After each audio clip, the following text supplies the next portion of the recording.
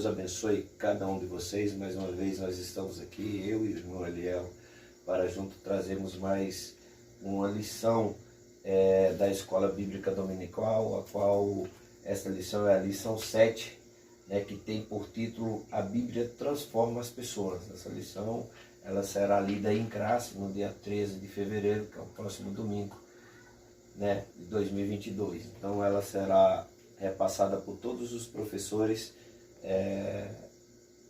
no domingo, né? Então a Bíblia, nessa lição, nós vamos ver o texto áureo, a verdade prática. O irmão Eliel vai estar fazendo a leitura do texto áureo e da verdade prática, e a leitura da lição ela está em Hebreus, no capítulo 4, do versículo 11 ao 13, e 2 Coríntios, capítulo 10, versículo 4 ao 6.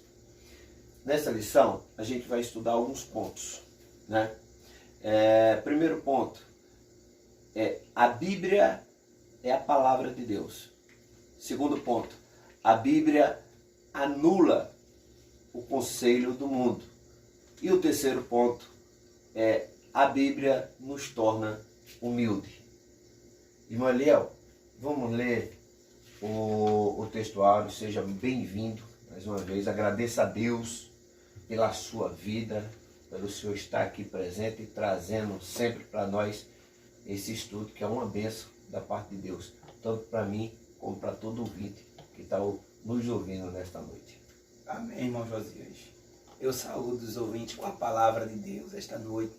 Louvamos a Deus por esta oportunidade de estarmos aqui mais uma vez, trazendo mais um estudo da Escola Bíblica Dominical e aprendendo assim juntos também, porque quando a gente está aqui, a gente troca e se compartilha conhecimento e a gente aprende também. Cada semana que a gente está junto, nós estamos aprendendo. Queremos também compartilhar com os irmãos o texto áureo da palavra de Deus, que se encontra em Hebreus capítulo 4, versículo 12. Convidamos aos amigos que estão em casa pegar um exemplar da Bíblia, o Novo Testamento, o livro de Hebreus, para ler o capítulo 4, versículo 12 juntamente conosco, que diz a seguinte expressão: porque a palavra de Deus é viva e eficaz, e mais penetrante do que qualquer espada de 2 gumes, e penetra até a divisão da alma e do espírito, e das juntas e médulas, e é apta para discernir os pensamentos e intenção do coração. A verdade prática diz que a palavra de Deus é viva, anula os conselhos das trevas e nos torna humilde diante de Deus. Amém, meu irmão? Amém. Glória a Deus. Meus irmãos, vamos começar, né, irmão Eliel, falando aqui sobre o primeiro ponto da lição, que a Bíblia é a palavra viva de Deus. Aí no primeiro subponto já fala o seguinte: a palavra de Deus é viva e eficaz. Os israelitas, irmão Eliel, eles não entraram em Canaã por negligência à palavra de Deus, que aí nós vemos aí em Hebreus capítulo 4 e o versículo 6. Por falta de obediência, irmão Eliel, eles não... É bem claro a lição, quando ele traz aqui uma afirmativa e está citando Hebreus 4 e 6, que diz a seguinte expressão: visto, pois, que resta que alguns entrem nele, e que aqueles a quem primeiro foram pregadas as boas novas não entraram por causa da desobediência. Ele está se referindo aqui ao povo de Israel. A gente sabe que a entrada do povo de Israel em Canaã estava baseado na observância também dos mandamentos, das leis, dos estatutos de Deus. As coisas aconteciam na vida de Israel de acordo com o que o povo de Israel obedecia. Não é isso? A gente observa lá em Deuteronômio, capítulo 11 de Deuteronômio, versículo 13. Deus falando para o povo de Israel, faltando apenas 3 meses para entrar na terra prometida, lá em Deuteronômio, capítulo 11, verso 13, ele diz: E será que se diligentemente obedecerdes os meus mandamentos, que hoje te ordeno, de amar ao Senhor teu Deus, e de ouvir de todo o seu coração e de toda a sua alma, então eu darei a chuva da vossa terra, a seu tempo, a temporã e a seródia, para que recolhas o teu cereal, e o teu mosto, e o teu azeite, e darei a erva no teu campo, aos teus gados, e comerás e fartar-se-ás.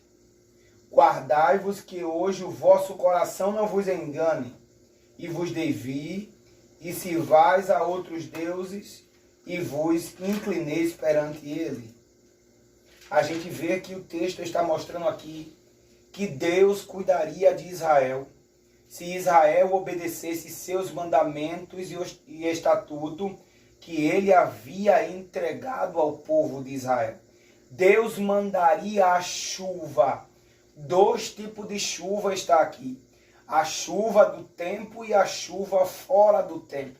Deus iria mandar chuva para Israel no tempo e fora do tempo, para assim estar cuidando do povo de Israel, fazendo com que a sua lavoura crescesse, com que os matos crescessem e o seu gado se alimentasse.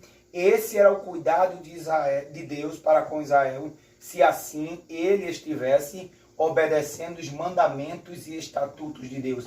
A observância aos mandamentos e estatutos, não, Josias, fazia com que Israel se tornasse cabeça. Mas no momento que ele desobedecia seus estatutos e mandamentos, Deus permitia que viesse outra nação e dominasse sobre eles, e eles passavam a ser cauda. Então o segredo para o povo de Israel serem prósperos e vivesse bem na terra que Deus havia prometido aos seus pais, Abraão, Isaque e Jacó, precisava-se assim que o povo de Israel observasse os seus mandamentos e estatutos. Os levitas deveriam obedecer os mandamentos e estatutos. Eles andavam com a lei. Todo rei que subia ao trono, ao lado do seu trono, tinha que ter todos os mandamentos e os estatutos, para quando ele fosse julgar Israel, ele julgasse conforme os mandamentos e estatutos de Deus. Então, a observância aos mandamentos e estatutos do Senhor é muito importante para a vida de todo cristão.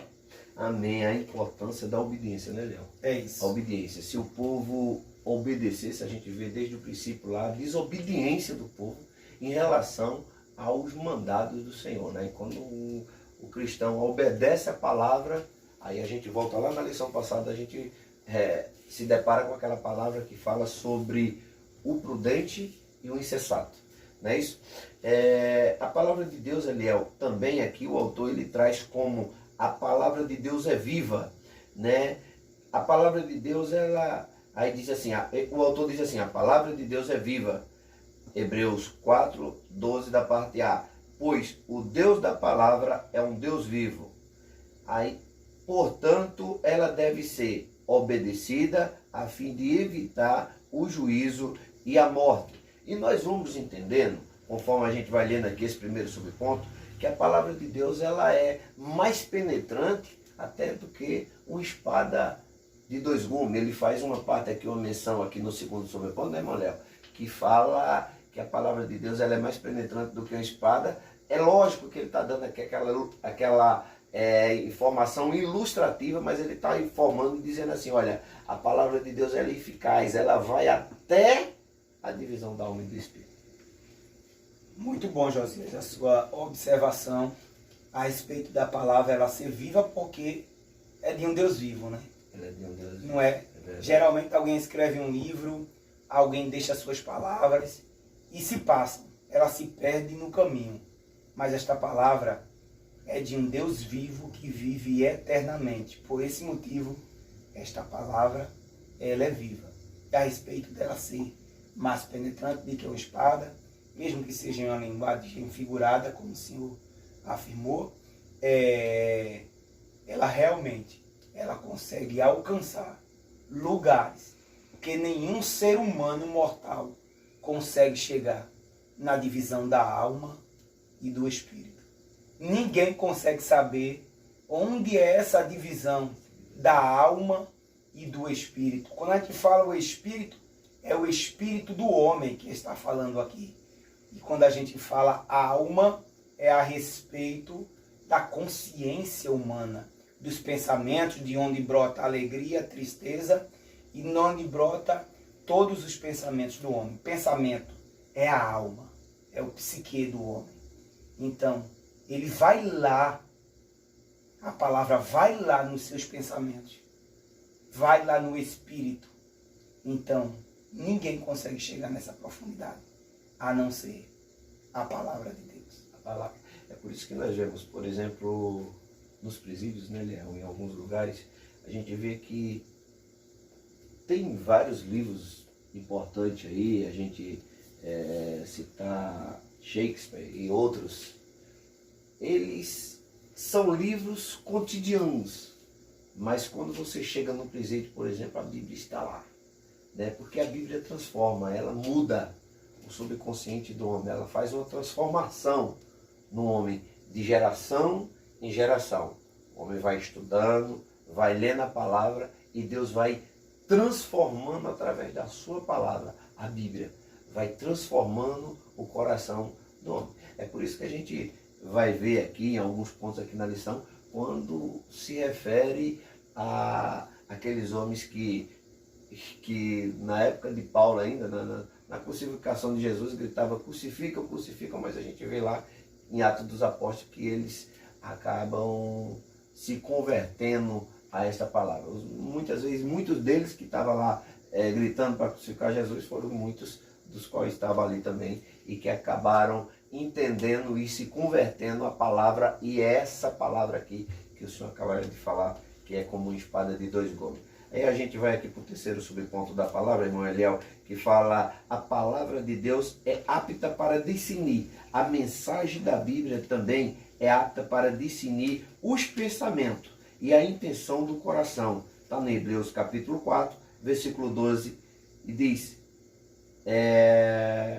nada está imune ao discernimento da palavra. Através da mensagem da palavra, a palavra consegue atingir, como a gente já falou, lugares mais profundos que nenhum homem consegue chegar ou consegue discernir, a não ser a palavra. Através da palavra, ele revela a hipocrisia.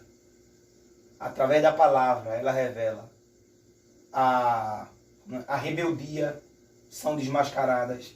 Ela revela pecado, impureza. Através da mensagem da palavra de Deus, ela consegue atingir todas essas áreas. E a palavra de Deus ali é onde muitas das vezes nem mesmo o pregador ele consegue ter uma visão do alcance da palavra naquele momento que está sendo falada por ele. Mas ele está alcançando diversas pessoas que estão ali naquele quadrado. Ali tem pessoas com problemas familiares. Ali tem pessoas com problemas emocionais. Ali tem pessoas doentes espirituais que precisam de uma palavra. E quando a gente chega ali para trazer a mensagem, a gente muitas das vezes não sabe o poder e até onde essa palavra vai alcançar. Mas ela tem um poder muito grande. Esta palavra ela não envelhece. Essa palavra ela não perde a validade. Esta palavra, em qualquer canto que ela estiver, ela é a palavra de Deus. Amém, irmão Eliel. Vamos para o comercial e daqui a pouco nós voltaremos com o segundo ponto da lição. Amém, Jesus. O segundo ponto da lição: a Bíblia anula o conselho do mundo. As armas da nossa milícia, Paulo esclarece aos Coríntios que as armas da nossa milícia elas não são carnais, e sim espiritual.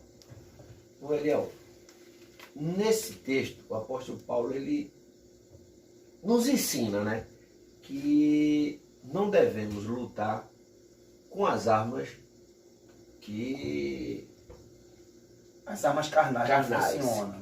Não funciona. Tem que ser armas espirituais. Positivo, irmão Josias. Esse segundo ponto, ele vai estar, na verdade, destrinchando o capítulo 10, verso 4 e 6 de 2 Coríntios, em que ele começa falando acerca de milícia. Qual é o significado de milícia para nós? Ele diz que a milícia é um substantivo feminino, ou seja, é uma força militar de um país, um exército, mas não é um exército lotado, mas é um exército popular, ou seja, em que é composto por uma população, ou seja, ele não tem ligação com o exército, mas ele usa uma arte, ou seja, ele usa uma prática de guerra. É um grupo em si. Esse grupo, ele não são militares, mas ele tem tática e tem arte de guerra. Ele está dizendo aqui que a gente faz parte de uma milícia, embora a gente não faça parte de um exército terreno, mas a gente faz parte do exército de Deus. Temos tática e temos arte de guerra. Ou seja, ele está dizendo que a gente somos guerreiros, a gente batalha, a gente luta, a gente faz parte de uma milícia, de um grupo que sabe lutar. E Deus nos dá estratégia para lutarmos. E qual é as nossas armas? A nossa arma é a palavra de Deus, é a oração em espírito, é a perseveração com Deus, é o jejum. Isso aí é que é as nossas armas para lutarmos contra o inimigo. E a gente vai usar essas armas para destruir as fortalezas de Satanás. Ou seja, existem fortalezas do inimigo, e que será penetrada por nós usando a palavra de Deus, as nossas armas espirituais. Nós somos uma milícia, temos tática e temos arte de guerra. E a nossa arte e a nossa tática, ela é dada pelo Senhor. A gente busca através de oração, através de jejum, através de orações, de súplica, através da palavra de Deus, a gente vai conseguir entrar dentro da fortaleza do inimigo. Amém. Imagine que força e que poder é esse que Deus dá à sua igreja, usar essa tática para destruir a fortaleza do inimigo. Mas outra coisa que ele diz no versículo 5, a destruição dos falsos argumentos. A gente, quando chega nas fortalezas do inimigo, o que a gente vai se deparar é com os falsos argumentos. Depois da Revolução Industrial, surgiu muito argumentos. Podemos citar dentre eles, citar entre eles a ideologia anticristã, podemos citar o ateísmo, o relativismo, assim como também as heresias que surgiram de lá para cá, em que contradizem a mensagem da cruz. O ateísmo, o relativismo, o secularismo, o machismo, diversas heresias que se levantam contra a palavra de Deus. E de que forma a gente vai destruir o argumento dele? Com as armas e com as táticas que Deus nos deu para guerrear contra eles.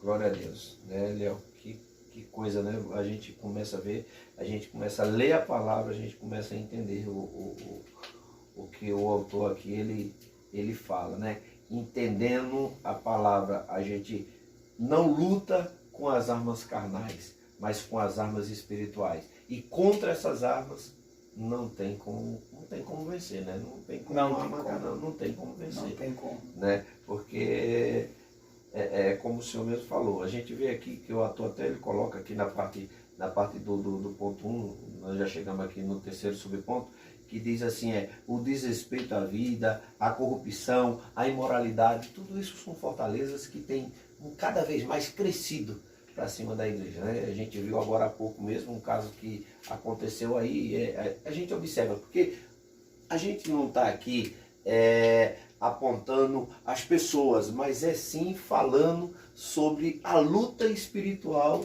que o cristão que serve a Deus tem que ter todos os dias. E a gente vê pessoas que têm se levantado, grupos que têm se levantado aí contra a palavra, que têm ficado alegre quando algo acontece, mas sempre baseando-se em tentar desmoralizar essa palavra que jamais será desmoralizada.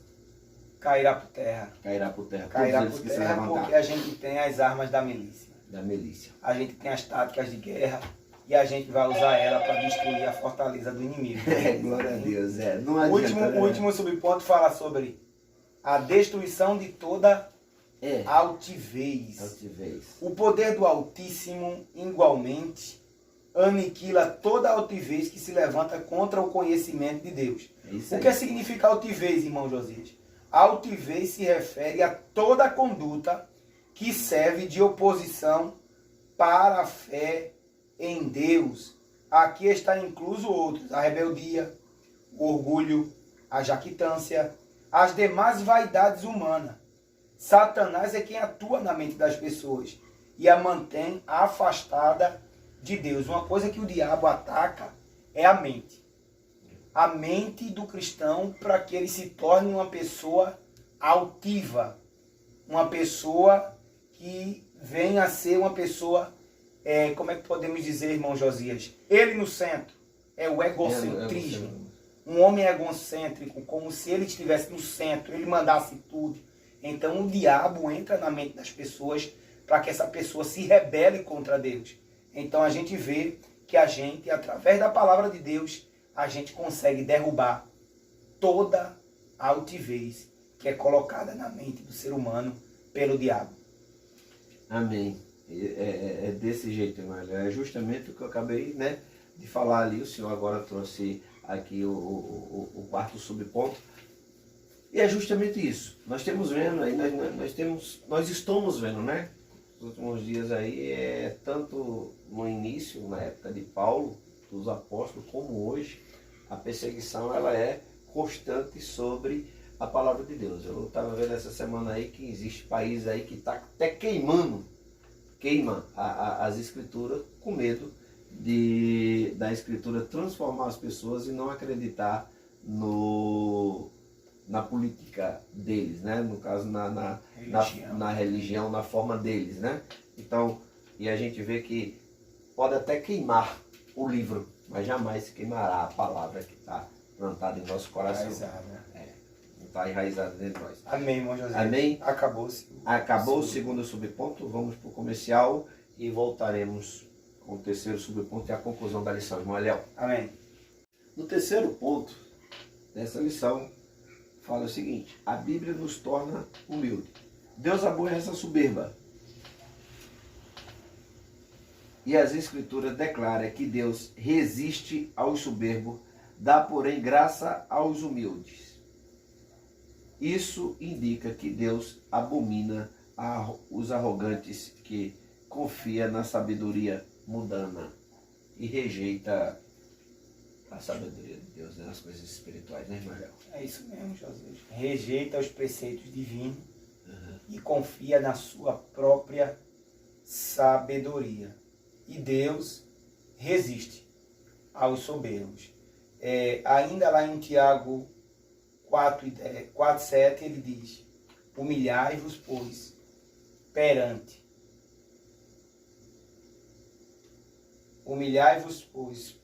o Senhor. A expressão sujeitar e humilhar quer dizer obedecer ao Todo-Poderoso. Quando nós chegamos a Deus, Ele se chega a nós. Nós temos que ter a humildade para se chegar a Deus, para mostrar que a gente precisa de Deus, a gente depende de Deus. Então uma pessoa só consegue chegar a Deus quando ele é uma pessoa humilde. Amém. Amém. Só frisando aí. O que eu entendo aqui, Léo, eu já me deparei com alguma situação de pessoas que querem mandar, As pessoas também querem mandar em Deus. Às vezes as pessoas chegam e querem falar com Deus, tem que fazer, A gente não vê, muitas vezes pessoas que vêm dessa forma e muitas vezes a pessoa até não tem um vasto conhecimento, não tem um conhecimento, né? E já nota que está errado, porque Deus ele é Senhor, ele não é servo. Apesar que ele se fez como servo, mas ele é Senhor. Nós devemos chegar a ele com humilhação. Com certeza, com certeza. É a única forma de Deus se inclinar para nós, é através da nossa humildade, através da nossa humilhação, da nossa sujeição.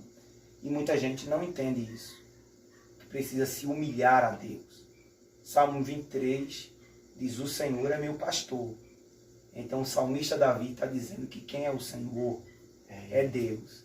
Quem manda é Deus. Quem faz é Deus. Quem abre a porta é Deus. Quem exalta é Deus. Quem abate é Deus. Quem humilha é Deus. Quem dá vida, quem tira a vida é Deus. Então a gente tem que observar isso e reconhecer que é Deus que manda em todas as coisas. É Deus que manda no nosso lar, na nossa casa, na tua família, no teu mantimento. É Deus que cuida da tua entrada, da tua saída. Quando a gente reconhece que Deus é o Senhor, a partir desse momento você pode dizer: o Senhor é meu pastor e nada me faltará. Enquanto você não reconhecer que é Deus que manda em tudo, eu queria te dizer que o Salmo 23 ainda não é para você. Você tem que reconhecer quem é o Senhor, é Deus. E muitas pessoas não entendem que Deus é o Senhor. Então, quando a gente reconhece que Deus é o Senhor, aí Deus vai começar a trazer maturidade para nós e mostrar quais os seus caminhos para as nossas vidas. Amém. O Senhor falando, veja como que é linda a palavra de Deus. O Senhor falando aí, eu me lembrando. Muitas vezes a gente nos depara com pessoas que dizem assim: o Salmo 23, né? O Senhor é o meu pastor, nada me faltará. E aí as pessoas falam: não me faltará luta, não me faltará. Não é isso. A Bíblia não fala sobre isso. Por isso que a Bíblia fala, nessa lição aqui, a gente vai ver ali sobre a estrutura da Bíblia e sobre as interpretações. Né, meu Léo? A gente interpretar o que o salmista realmente estava falando e por que ele estava fazendo essa oração a Deus, né? Por que ele estava falando isso? O Senhor, meu pastor, ele colocando o Senhor, ele estava se inclinando, porque humilhar-se não é sujar o rosto, ficar ali para aquela impressão de humilhado. Não, Deus não quer isso. Deus quer pessoas de coração aquebrantado diante dele. Pessoas que entendem que ele é Senhor em sua vida para poder deixar ele conduzir o ser do seu dia a dia, a forma de você caminhar, a forma de você agir, a forma de você falar, a forma de você dialogar com o próximo, sempre se colocando em uma posição que você não é melhor, mas mesmo que você saiba, você se colocar na posição de servo. Né, Manuel? Tem pessoas que se apoiam no Salmo 23 e ele acha que tem que pedir, Deus tem que dar, né, Josias? E isso a gente observa isso, né? Isso é um Tem perigo. pessoas que acham que o Senhor é meu pastor, não me faltará. Deus, me dá uma casa. E Deus tem que ir para lá e perguntar a ele: de quantos quartos, meu filho? Deus, eu quero tanto em dinheiro. Deus ir lá e perguntar: quanto é que você quer, meu filho? É verdade. Então, ele deixa de ser servo para ser Senhor. E quem passa agora a ser um mero coadjuvante ou um garçom de luxo é Deus. É como se alguém tivesse sentado na frente da televisão com o controle na mão e gritasse para o mordomo de sua casa: pega um documento lá onde eu deixei, e ele tem que ir lá trazer para ele e dar na mão dele, ou traz uma água, traz um refrigerante, e Deus apenas um empregado para ele. Garçom. Ou um garçom de luxo. Então, ele ainda não entendeu quem é o Senhor. Quem é o Senhor? Ele precisa de reconhecer quem é o Senhor. Conforme os estudiosos, Davi estava no deserto, enquanto seus inimigos queriam pegar ele, matar ele ou levar para Saul. Ele está no deserto, longe de mãe, longe de pai, longe da família. Ele olha para o céu e diz: o Senhor é o meu pastor. Isso é um reconhecimento extraordinário. Reconhecimento. É verdade, é um reconhecimento da soberania de Deus na vida do... Com certeza, a soberania. Deus é soberano e prova quem quer. Não é isso? Era muito difícil, a gente entende que era muito difícil para os tempos remotos acreditar que um homem seria provado como Jó daquela forma que não tivesse em pecado. Porque eles acreditavam que quanto mais o homem rico, mais ele estava próximo de Deus. Quanto mais ele está rico, mais ele é próximo de Deus. Quanto mais pobre, ele está longe de Deus. Então, a visão do povo da Mesopotâmia, assim como a visão do povo de Israel, também era essa, de que quanto mais o homem estava perto de Deus, mais ele era rico. Então, era impossível alguém olhar para Jó e dizer: camarada desse não está perto de Deus. Ele está em pecado. Então, era fácil para todos aqueles homens olhar para Jó e julgar Jó que Jó estava em pecado. Mas sendo que Deus é soberano, o livro de Jó vai destacar para nós a soberania de Deus. Deus é soberano e prova quem Ele quer, independentemente.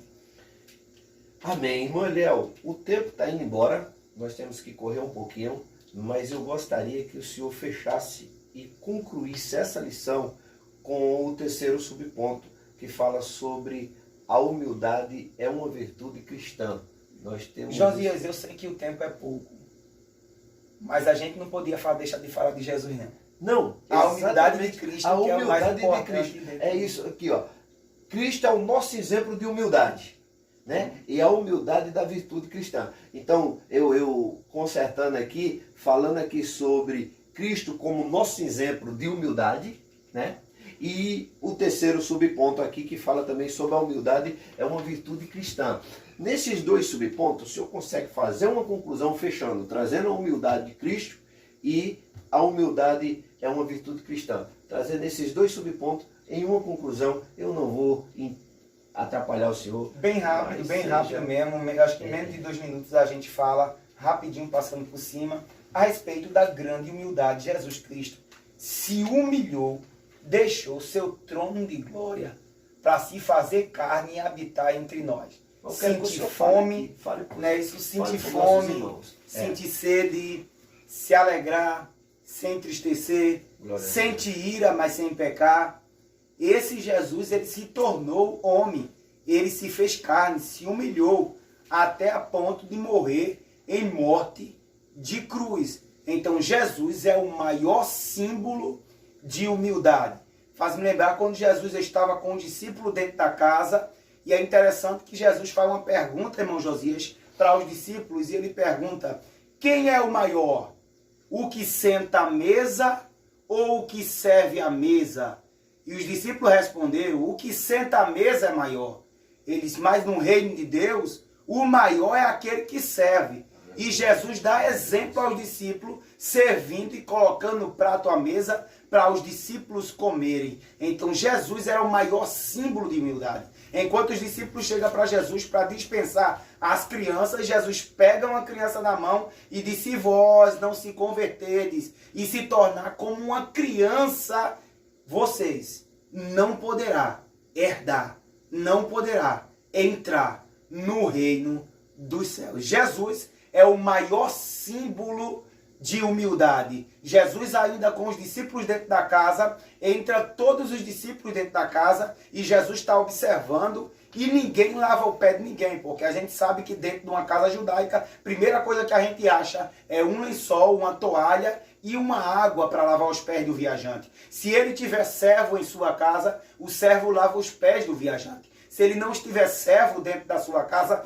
quem lava os pés do viajante é o dono da casa. Mas existe essa cultura judaica. Jesus está observando, ninguém lava o pé de ninguém. Mas Jesus tira o vestido, pendura, pega a toalha, enrola em si, pega a vasilha d'água e começa a lavar os pés do discípulo como sinal de grande humildade. Ele lava os pés do discípulo e quando ele chega no pé de Pedro, Pedro diz: Senhor, não lave os meus pés. Jesus disse: se eu não lavar os teus pés, tu não terás parte comigo no meu reino. Aí Pedro diz: lava o corpo todo, Jesus. Jesus diz: não, vamos lavar só os pés. Aleluia. E Jesus lava os pés ali de Pedro e do restante dos discípulos como um sinal de humildade. E esse sinal de humildade ficou também para os cristãos. Essa humildade de Jesus, que está aqui no terceiro ponto, foi passada para os cristãos. Os cristãos têm que seguir um modelo de Cristo, um modelo de humildade, simplicidade. É isso que caracteriza a gente como cristão. É a nossa humildade, a nossa simplicidade. Faz com que a gente não seja soberbo, altivo, arrogante, egocêntrico. A altivez ela vai cair quando a gente começar a observar a simplicidade de Jesus e seguir os seus passos. Desta forma, a gente vai estar vivendo a humildade como um poder na vida do cristão. Amém, irmão Josias? Amém, glória a Deus, né? Que coisa bonita, né? A humildade de Jesus nos ensina como que nós devemos seguir seus passos.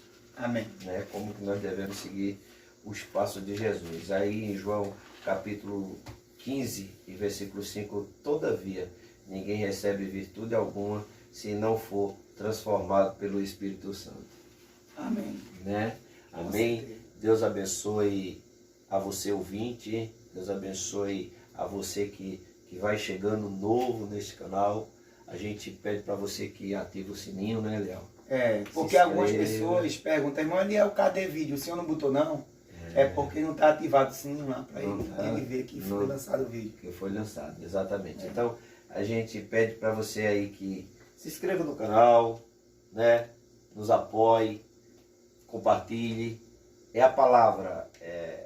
O que me chama a atenção, eu quero falar para vocês aqui, aconteceu um caso aí que até eu estava comentando, quando a gente traz uma palavra que fala do grande amor de Deus, muitas vezes são poucas as visualizações, o interesse não é muito, mas nós sabemos e a gente já conhece isso. Se chegar aí uma pessoa, tocar no coração de um, a gente já fica muito feliz, porque o nosso objetivo é alcançar você, que está aí do outro lado. Tá certo? Ainda que você seja só você, que está aí nos ouvindo. Nosso objetivo é chegar